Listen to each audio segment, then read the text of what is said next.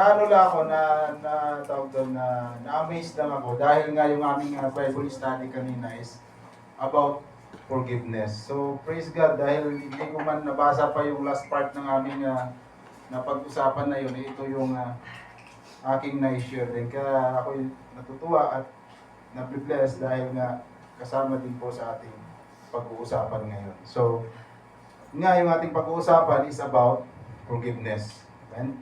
So, di ba napakasarap pakinggan kung may magsasabi sa iyo na you are forgiven. Amen?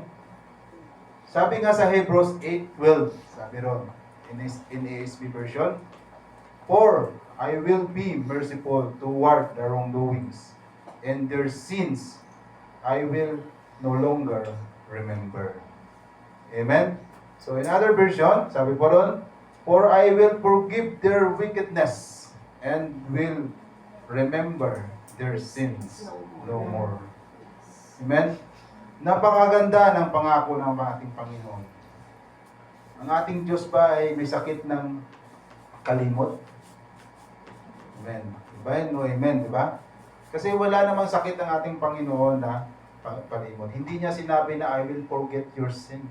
Sinabi na I will remember no more. So, ibig sabihin, pinili ng Diyos. He choose not to remember. Pero hindi niya kinakalimutan yung ating mga kasalanan. Pero dahil ginawa niya yon para ma-feel natin na hindi po tayo magkaroon ng guilty doon sa ating mga ginawang kasalanan. Dahil nga forgiven na tayo eh. Na-forgive na tayo ng ating Panginoon. Amen? Dahil kapag pinorgive na tayo ng ating Panginoon, naandun yung, sabi nga doon sa amin ng pag-aralan kayo na, create a clean heart, sabi doon kay David. Create a clean heart. Yan yung heart. Diba? To start. So kapag naandun yung puso mo, kapag malinis na ang puso mo, malaya kang lumakad sa katuwiran ng ating Panginoon. Amen? Kaya napakahalaga po na magkaroon tayo ng forgiveness sa ating damdamin. So, sabi nga, hindi po ibig sabihin yan kapag sinabi na ng ating Panginoon na I will remember your sin no more. Ibig sabihin po ba niyan na malaya na akong gumawa ng kasalanan paulit-ulit? Dahil may pangako ang Panginoon na patatawarin niya ako sa aking mga wrongdoings, sa aking wickedness. Yun ba ang ibig sabihin ng Panginoon? Nais ba niya na gumawa ako ng paulit-ulit na kasalanan? Nais ba niyang gumawa ako ng kalikuan? Nais ba niyang magpapatuloy ako sa mga kasalanan? Yun po ba ang iniibig sabihin ng ating Panginoon? No, amen po doon. Dahil hindi ibig sabihin na sinabi ng Panginoon yan na I will remember your sin no more, ay magpapatuloy po tayo sa kasalanan. Amen? So, sabi nga, hindi ibig sabihin yan na malaya na po tayo gumawa ng kasalanan. Dahil sinabi ng ating Diyos na He will forgive us and He will remember our sin no more. So, mayroon pong kapamamaraanan. Minsan, in human ways to forgive, we need to comply or meet their standards. Sa pamamaraanan po ng tao, kapag tayo yung humihingi ng kapatawaran, we need to meet their standards. Kapag hindi po natin na-meet yung standards ng tao, hindi po niya tayo patatawarin. Amen? So, in human ways, forgive, you must do this or do that before I will forgive you. I will forgive you, but blah, blah, blah, blah. Maraming dahilan, may kondisyon. I will forgive you unless, diba? Hanggat, ganito. Kumbaga may karuktong yun. Kaya nga sabi ko kanina, napaiksi lamang ito, pero pagpulay-pulayan natin yung mga bagay-bagay natin. I will forgive you because, maraming dahilan para maibigay mo yung forgiveness na yun. Amen? So, sabi nga, God doesn't forgive like us. Iba po ang pagpapatawad ng ating Panginoon. Amen? Naniniwala po ba kayo doon? Amen. Praise God. So, sabi nga, Sabi dito, what is forgiveness? Sabi ng psychologist, generally define forgiveness as a conscious, deliberate decision to release feelings of resentment or vengeance toward a person or a group who has harmed you, regardless of whether they actually deserve your forgiveness. Amen? So, ang forgiveness po ay dapat nating ibigay yon. Amen? Pero sabi nga kanina, ang tao mayroong kondisyon to forgive someone. Maraming dahilan na kapag you meet his or her standards, hanggat di mo na meet yun, I will not forgive you. Amen? But, unless, because, napakaraming dahilan. But, God doesn't forgive like us. Amen? Iba po mag-forgive ng ating Panginoon. Kung kilala po ang ating Diyos, ang Diyos po natin, God forgiveness is infinite. Amen? Mahaba po ang pisi ng Panginoon, walang katapusan po yan. Kaya nga sabi niya doon kanina sa ating binasang text, sa Hebrews 8 verse 12, for I will be merciful toward their wrongdoings and their sins I will no longer remember. Amen? Kaya hindi po nakakalimot ang Diyos. Ang pag-iisip po ng Diyos ay walang hanggan. Dahil pinili niya na huwag alalahanin ang ating mga kasalanan o ating mga wrongdoings upang tayo magkaroon ng peace of mind. Na lumakad sa katwiran para hindi na balik-balikan o ungkatin pa ang mga kasalanan natin sa nakaraan. This is the God promise, mga kapatid. Amen? Ito po ay pangako ng ating Panginoon. Pangawakan po natin ito. But, di ba, mayroong dahilan lagi yung tao. Hindi po nangungulugan nun na we need to do it paulit-ulit.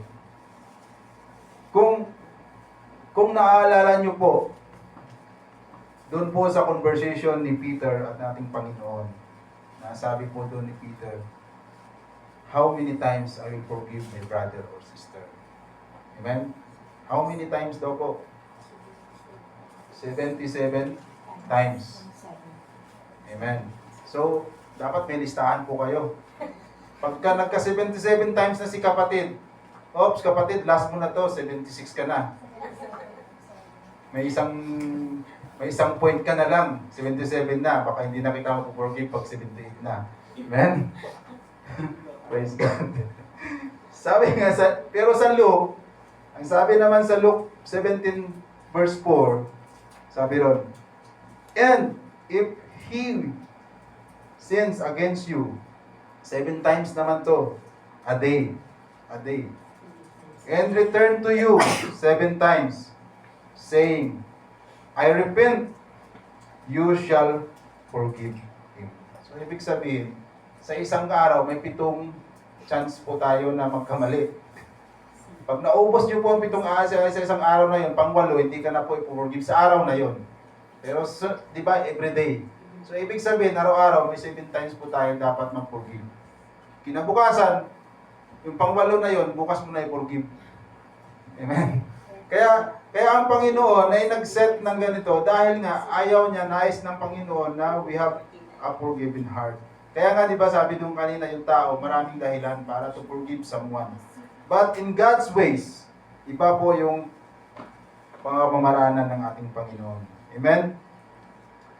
So, yun nga po, sabi sa Luke nga, 7 times a day. So, ibig sabihin, pag lumapit siya sa'yo, humingi ng tawad, you must forgive him. Amen? Sabi nga, di ba, mayroon na yung sabi na, forgive and forget. Pero sabi ng mga nagkaan dito, hindi daw po nakasulat sa Bible yung forgive and forget. Dahil literally, hindi naman po talaga natin nakakalimutan yung kasalanan ng tao. Amen? But, ang sabi sa Bible, forgive one another. Yun po ay nakasulat. Amen? So, sabi nga sa Matthew 6:14, sabi po ron, for if you forgive other people for their offenses, your heavenly Father also forgive you. So, ibig sabihin, pag di pala natin binigay yung forgiveness na yon, maaaring mayroon tayong pagsusulit sa ating Panginoon. Kaya nga nandun yung, sa atin yung burden, hindi doon sa tao na nagkasala sa atin. Humingi siya ng forgiveness sa iyo. Amen? So, sabi nga sa Ephesians 4:32, sabi po ron, be kind to one another, compassionate, forgiving each other, just as God in Christ also forgive you. Amen? Kasi yun yung ating yun yung, di ba, when we receive Jesus Christ, we ask forgiveness. And then we testify also, because God forgive me, that's why I will forgive also others. So, sino ba tayo sa mata ng ating Panginoon? You are a chosen one. Amen? Napakahalaga ka po sa ating Panginoon. So, why not hindi natin maibigay yung forgiveness? If we believe that Jesus Christ, our Lord and Savior, na kayang patawarin ang kasalanan ng lahat, we must do also. Why? Why we need to do it? Sabi nga, di ba? We imitate Christ likeness. So if we will not do it, we will not imitate Him. Nais nating maging katulad ng ating Panginoon. Dahil nga sabi nga, when we receive Jesus Christ, yung kanyang righteousness na impute na sa atin. So, why we need to have that burden? So, sabi po rito may warning. A Christian who not willing to forgive others will find his fellowship with God hindered. Naniwala po ba kayo doon? Yes. Kung mayroon kang hindi nire-release na forgiveness sa puso mo, mayroon kang nire-release hindi pa na pinanghahawakan sa ating sarili, yun ay nagiging hadlang. Di ba? Nagkakaroon ka ng hadlang sa ating Panginoon. So, basahin po natin yung text doon. Sabi po doon sa 2 John, ito po yung mamimiss natin bilang isang mananampalataya. Sabi ron, a Christian who is not willing to forgive others will find his fellowship with God hindered and can reap bitterness and loss of reward. Amen? So, mamimiss natin yung mga pagpapala ng ating Panginoon kapag ka nagkikip tayo ng mga burdens, ng mga unforgiveness na sa ating buhay. Amen?